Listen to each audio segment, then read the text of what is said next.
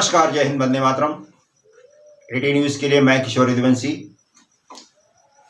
मित्रों, मैं आपके सामने एक बहुत ही अहम मुद्दे को लेकर के उपस्थित हुआ हूं।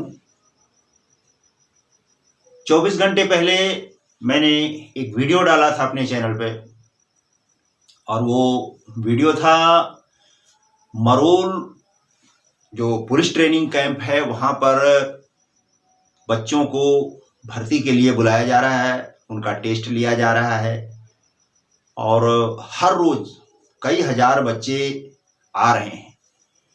महाराष्ट्र के कोने कोने से हजारों बच्चे जब यहाँ पर आए हैं तो उनके रहने का, ठहरने का, संडास पेशाब का कुछ तो व्यवस्था सरकार को करनी चाहिए थी।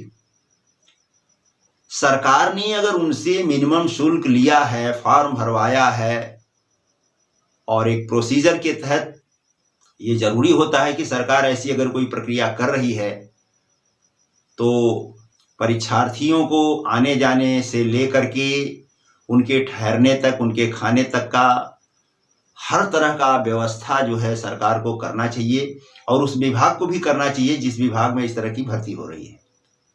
ऐसे में महाराष्ट्र पुलिस की ये बड़ी जिम्मेदारी बन जाती है कि अगर वो हजारों बच्चों को मरोल जैसे एरिया में उनके परीक्षा के लिए, उनके फिजिकल ट्रेनिंग के लिए जो भी उनकी रिक्वायरमेंट है, अगर उन्हें बुलाती है तो एक जो उनकी जरूरत है रहने, सोने, खाने की, कहीं टेंट लगा करके तंबू ही लगा देते, जैसे गांव में बारात बैठाई जाती है, इस तरह की व्यवस्था भी कर सकते थे।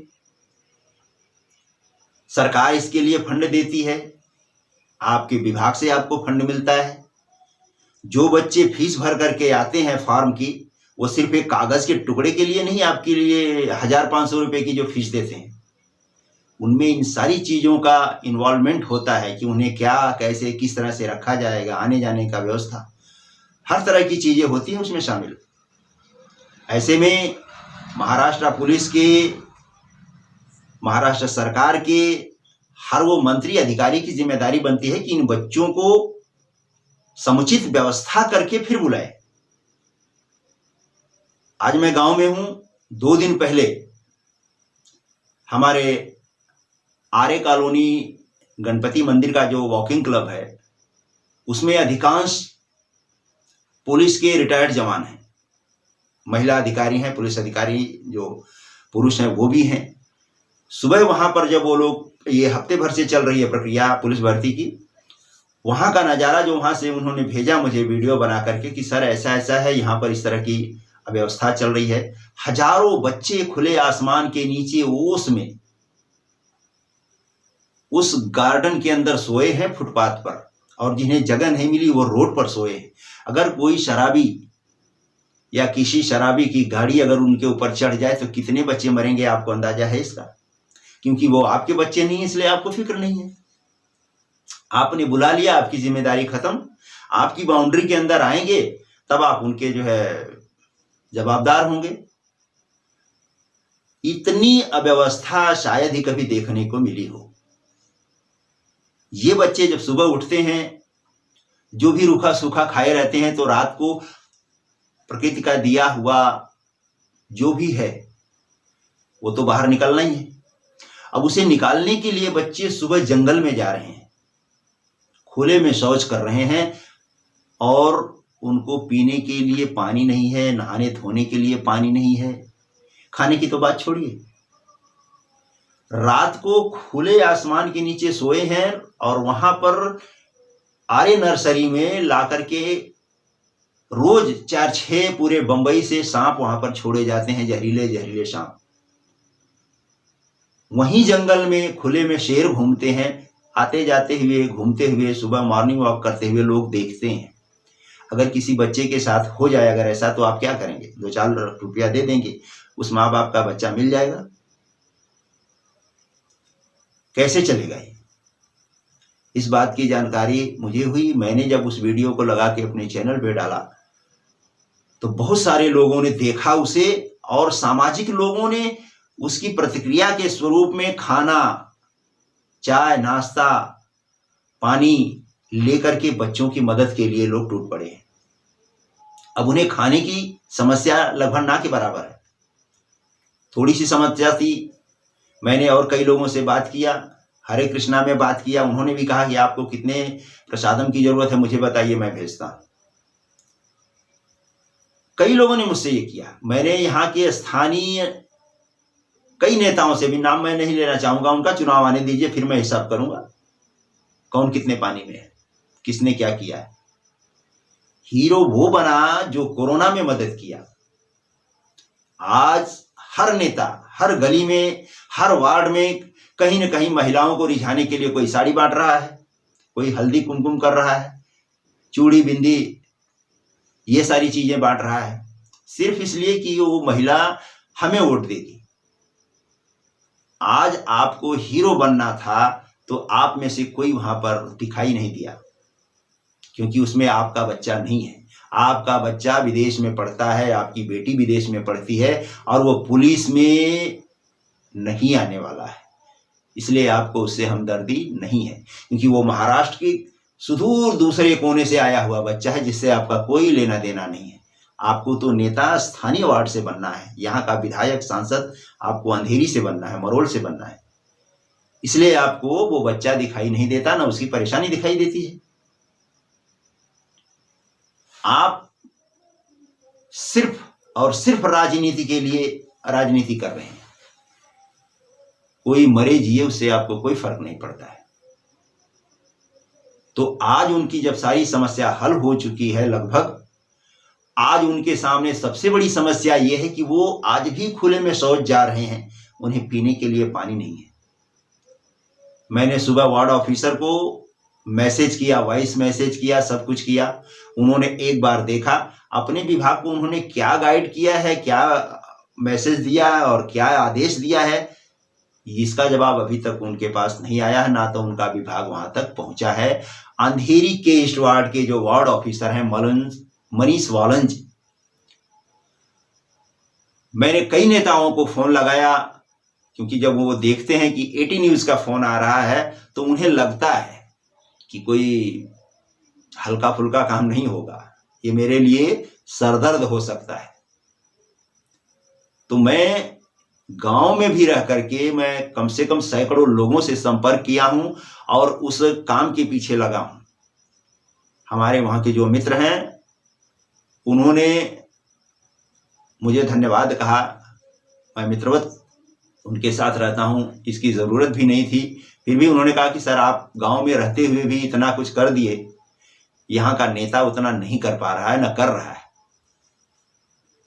मुझे नेता नहीं बनना है, मैं जो हूं मैं उसमें खुश हूं, पर यह है कि किसी माँ का बेटा है, किसी पिता का बेटा है, आप उस नौजवान के साथ में इतना दुर्व्यवहार कर सकते हैं जो आपके यहाँ मेहमान बन करके आया है? आपकी जिम्मेदारी नहीं बनती? वो किसी का भी बेटा, अगर आप करते तो आप महाराष्ट्र के कोने कोने तक छा जाते, हर उस घर तक, हर उस दिल तक छा जाते, और वो बच्चा ताजीवन ताउम्र आपका गुलाम रहता कि इन महाशय की वजह से, इन सर की वजह से हम भर्ती के टाइम पर ये सुविधा पाए।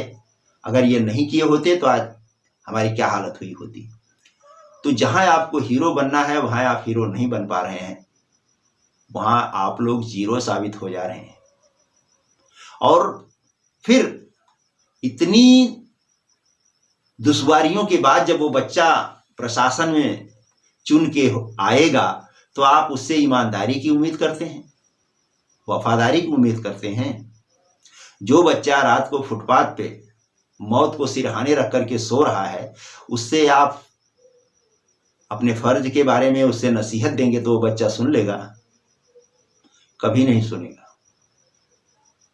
ये महाराष्ट्र सरकार के माथे पर एक कलंक है, ये महाराष्ट्र पुलिस के माथे पर एक कलंक है कि आप अपने फर्ज को नहीं अदा कर सके। जो माँ अपने बेटे को अपने सीने पर पत्थर रख करके देश के लिए, समाज के लिए अपना सब कुछ न्यौछावर करके भेजी है, उससे आप इस तरह की उम्मीद करते हैं, उससे ऐसा व्यवहार करते हैं कि उसका बेटा लावारिस जैसा। काश उस माँ को अगर अपने बेटे की इस हालत का पता चलता, अगर वो देख लेती, तो आपके बारे में क्या सोचती कि मैंने किन नालायकों के लिए अपने बेटे को भेज दिया कि जा, कल कोई जरूरत पड़ेगी तो तू तुकाराम ओंबले बन जाना है। कैसे बनेगा कोई? आपको बॉडीगार्ड चाहिए, आपको सारे स्टेटस चाहिए, और उस खाकी के लिए वो शहीद हो जाए, और जीते जी तो वो मर रहा है अभी बेचारा। आगे की क्या उम्मीद करेगा? क्या हमदर्दी करेगा इस देश से, इस समाज से? कैसे अपना फर्ज अदा करेगा बताइए? जो बेटा अपना घर परिवार गिरवी रख करके, भ्रष्टाचार की बलि चढ़ करके, रिश्वत दे करके यहाँ तक पहुंचा है, घूस दे करके पहुंचा है, 10-20 लाख की जो घूस दे करके आया है, उसे उस माँ के दिल से पूछिए, उस बाप के दिल से पूछिए, फिर इसके बाद उस बेटे के दर्द का अंदाजा लगाइए। तब आपको समझ में आएगा कि वो बेटा जो भूखा प्यासा रह करके यहाँ भर्ती के लिए अपनी लाइन लगा करके खड़ा है, खुले आसमान के नीचे सो रहा है और रात रात भर जाग रहा है। उस आपकी गाड़ी अगर बाहर खड़ी रहती है तो सुबह नज़ारा देखिए, उस पर 50 ग्राम पानी गिरा रहता है, ये होश रहती है। वो बच्चा अगर बीमार पड़ जाएगा, मर जाएगा, उसका जिम्मेदार कौन होगा? उस माँ को आप बेटा ला करके देंगे? तो मुझे अंधेरी के जितने भी नेता हैं, समाज सेवक हैं, चाहे वो किसी भी पार्टी का हो, मुझे उससे कोई लेना देना नहीं। कोई नाराज होता है तो हो जाएगा, मेरे को उससे कुछ फर्क नहीं पड़ता कि नाराज होगा तो मेरे लिए कुछ ज्यादा करेगा कम करेगा, मुझे उसकी फिक्र नहीं रहती। ऊपर वाला है ना, सब देखता है। मैं उस माँ के साथ में हूँ, मैं उस बाप के साथ में हूँ, मैं उस भाई के साथ में हूँ जो उस रोड पे सो रहा है, और उसके लिए जो करेगा किशोर यदुवंशी उसी के लिए करेगा और किसी के लिए नहीं करेगा। तो अगर आप लोगों का ज़मीर अभी भी थोड़ा जिंदा है तो जाइए उन बच्चों की मदद करिए, क्योंकि ये बच्चे पुरुष थे, कहीं भी अपना शौच, लघु शंका, दीर्घ शंका कहीं भी कर सकते थे। 2 दिन बाद आप और हमारी जैसी बहन बेटियां जो घर में है ना, वो भी वही वर्दी पहनने के लिए लालायित हुई हैं, और उनका भी नंबर आने वाला है। 2 दिन के बाद से उनकी भर्ती का प्रक्रिया चालू हो जाएगी। और वो लड़कियां अगर इसी तरह खुले आसमान में सोएंगी, खुले आसमान के नीचे शौच करेंगी, नहाएंगी, तो आपको कैसा लगेगा? आपका ज़मीर अभी भी अगर जिंदा है तो उठिए, निकलिए घर से। उनके जहां तक हो सके रहने, खाने, सोने तक का, यहाँ तक कि एक टेंट डाल करके भी अगर उनके सोने की आप लोग व्यवस्था कर देंगे ना, तो बहुत बड़ी बात होगी। मुझे खुशी हुई इस बात की कि मेरे इस वीडियो को देख करके 24 घंटे के अंदर कांग्रेस पार्टी के भाई जगताप, क्लाइव डायस और उनके तमाम कार्यकर्ता 10:30 बजे रात को आर्य कॉलोनी में पहुंचे हैं, उसी राम मंदिर और उसी गणपति तालाब पर, जहां का वीडियो मैंने डाला था, जहां बच्चे रात को खुले आसमान के नीचे सोते हैं और खुले में शौच करते हैं। मुझे खुशी हुई इस बात को देख करके कि कोई तो जागा। मैंने राजेश शर्मा जी को भी मैसेज किया था कि भाई साहब इस मुद्दे पर ध्यान दीजिए। उन्होंने दिया, उनकी पार्टी ने दिया, इसके लिए मैं उनका शुक्रिया अदा करता हूं। आप राजनीति करिए, जम के करिए, किसी को कोई एतराज नहीं है, जिसको जहां वोट देना होगा देगा, पर आप इन बातों पर पीछे मत हटिए, क्योंकि उसमें सबके बेटे हैं, सबकी बेटियां हैं, जो बेटियां अभी आने वाली हैं। मुझे ये जानकारी मिली है। काश मैं अगर गांव में नहीं होता, ये मेरा दुर्भाग्य कहेंगे हम, कि अगर मैं गांव में नहीं होता, अगर मैं आज अंधेरी में होता, तो मैं वहां का नज़ारा कुछ और आपको दिखाता। 2 दिन बाद से उन बेटियों का नंबर लगने वाला है जिन्होंने पुलिस में भर्ती के लिए जो है अपना आवेदन दिया है और वो सेलेक्ट हुई हैं, और उनकी परीक्षा की घड़ी नज़दीक आ रही है। तो बच्चों के साथ आपने जो किया वो किया, उन बेटियों के साथ कतई नहीं ऐसा होना चाहिए। अगर ऐसा हुआ तो ये अंधेरी के मुंह पर एक कलंक साबित होगा, अंधेरी के मुंह पे कालिक पोतने वाली बात होगी। आप सब नेताओं के लिए। हमारा जो काम था हमने कर दिया, मीडिया का चौथे स्तंभ का जो काम है वो हमने कर दिया है। आज तक अभी तक कोई भी मीडिया का राष्ट्रीय चैनल या लोकल चैनल उस जगह तक नहीं पहुंचा है।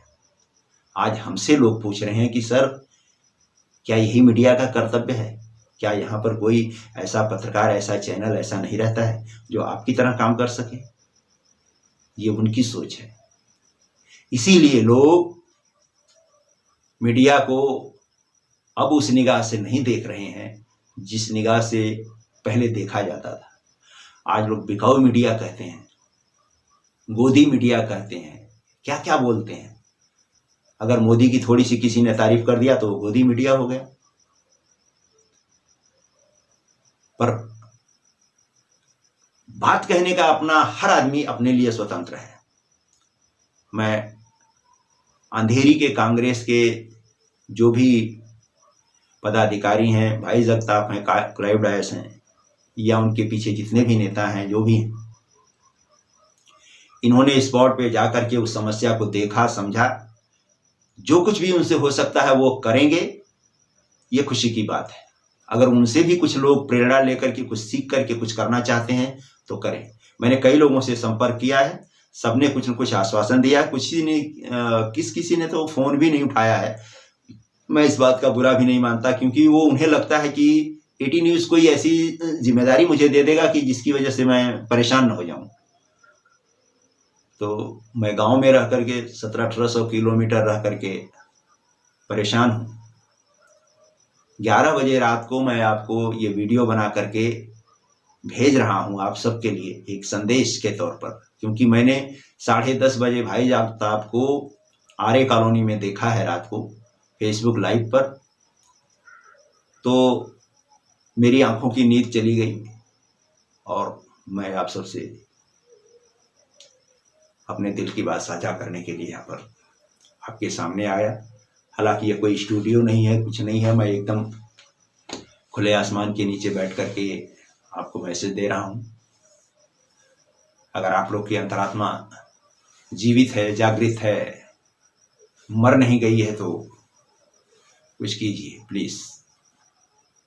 नमस्कार, जय हिंद, वंदे मातरम, धन्यवाद।